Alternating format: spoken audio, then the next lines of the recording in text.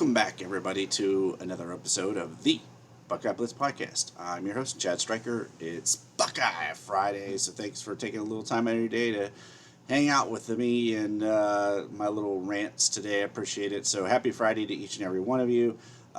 Just as a reminder, if you want to check me out on Twitter, it's under my name, Chad Stryker.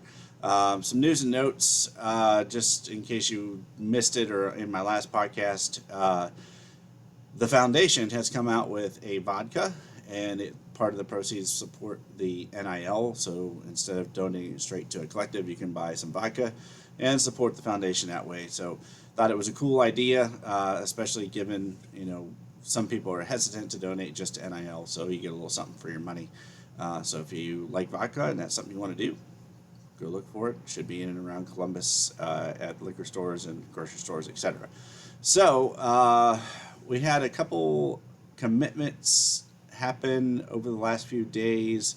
I actually ended up not going live during Marquise Lightfoot's commitment or right after because it changed at the 11th hour on the 3rd. There was a lot of crystal balls for Ohio State. A lot of people thought it was going to be Ohio State, and it ended up being Miami over Ohio State. And it actually went to like the 11th hour to the point where it sounded like he may even push his commitment back, like because he was so uncertain. So that's not the case right now. Verbally committed to Miami. I'm sure Ohio State will continue to recruit him.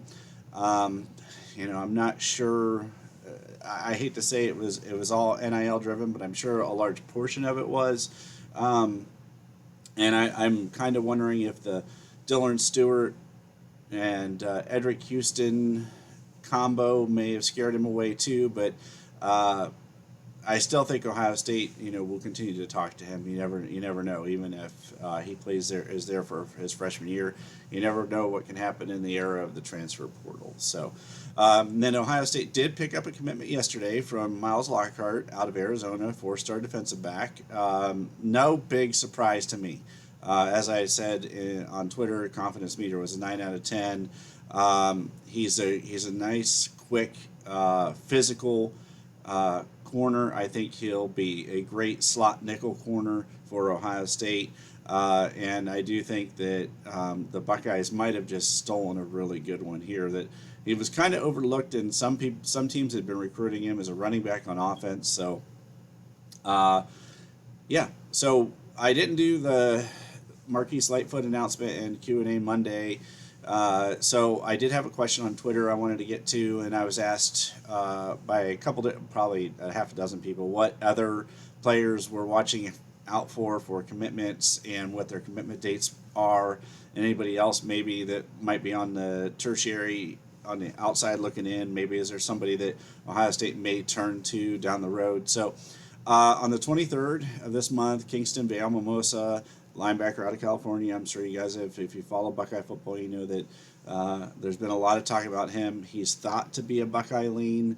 I think this would really round out the linebacker class to bring him in with Garrett Stover and Peyton Pierce, and I like what Kingston brings. I think he's kind of a throwback in the way that he plays as far as the linebacker goes. He's fast, he gets downhill, and he likes to put his head in there and he'll hit you. The caveat here is USC is right in it. He's from California. He's got some relatives that want him to be closer to home. That's not super uncommon, in the Polynesian community. And so I think that's why they paired him up with JT Tuimoloau when he was here on his visit. But he is a wrecking ball. I really like him a lot. Someone asked me to do a comparison, and I had a hard time actually comparing him because he's a little leaner. And so you have to be my age to remember this, but he kind of reminds me a little bit of Derek Thomas, who played for the Kansas City Chiefs for a long time. I was trying to come up with another modern linebacker, but for some reason my mind kept going there. So I'll stick with that. But I'm sure there's a lot of others with that outside edge speed, and but also can play in the middle. And so on and so forth. So on July 30th, as you guys know, Aaron Scott out of Springfield, four-star cornerback, number 2 player in Ohio, or number 1 depending on the site, behind Bryce West, to, flip-flop and whatever. It's a battle between Ohio State, Michigan, and Oregon. There is thought that he is a Buckeye lean. He's committing on his dad's birthday. His parents are both large Buckeye fans. He's a, when I listened to Bill Kurlick yesterday, he wasn't putting a lot of stock in the, he's committing on his dad's birthday thing. He's a big corner. He'll stick his head in there. He will smack you. So I like him a lot. It would be great to keep him in the state of Ohio. I do think he ends up with Ohio State, but, again, my confidence meter is, kind of right with Wilt Fong and Bill Kurlick at a 6 out of 10 right now. On the 5th, August 5th, KJ Bolden, he's crystal ball to Georgia right now. I think Ohio State is right in it, but if they can bring him to Ohio, that would be a huge, huge recruiting win. They are, KJ Bolden is from Georgia. Being that he is from Georgia, staying home may make sense for him. You can't. It is what it is. He's related to some of the Ohio State staff, and maybe that comes into play. Maybe it doesn't. I think the Ohio State's NIL is right there with Georgia. This isn't going to be strictly an NIL thing. But we'll see what happens. We'll see how it goes. Then you have Edric Houston committing on the 22nd. I think he's a Buckeye lean. As of today, July 7th, I would say that if he was committing today, he would be a Buckeye, so we'll just keep an eye on that. I'm also watching for a commitment date from Dylan Stewart. I haven't been able to find one yet. It's Ohio State and South Carolina, as far as I know, for that battle for him right now. I do think OSU is currently leading. Kobe Black, I couldn't find a commitment date for him either, so kind of watching that. And some of that may depend on, how hard they go after him and go all in on him. It's going to depend on some of these other dominoes, I think, that will fall. And then as somebody on the outside looking in that doesn't have an offer that may erupt, a lot of people ask about this kid. Been asked, I don't even know how many times. Brian Robinson from Austin Town Fitch. So he camped at Ohio State. He did not work out with the team. He was just at camp. There was a lot of questions last year about durability. I think, if I understood things correctly, Ohio State would like to see him play 4, 5, 6 games in a row without, missing a game.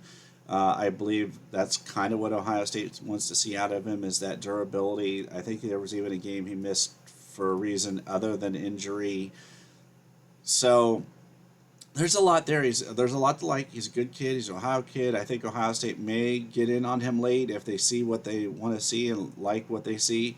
He's athletic. He's long. He's lean. I like the kid. I hope that things work out in whatever way is best for him. So as far as that goes, that's somebody I think Ohio State's kind of got an eye on.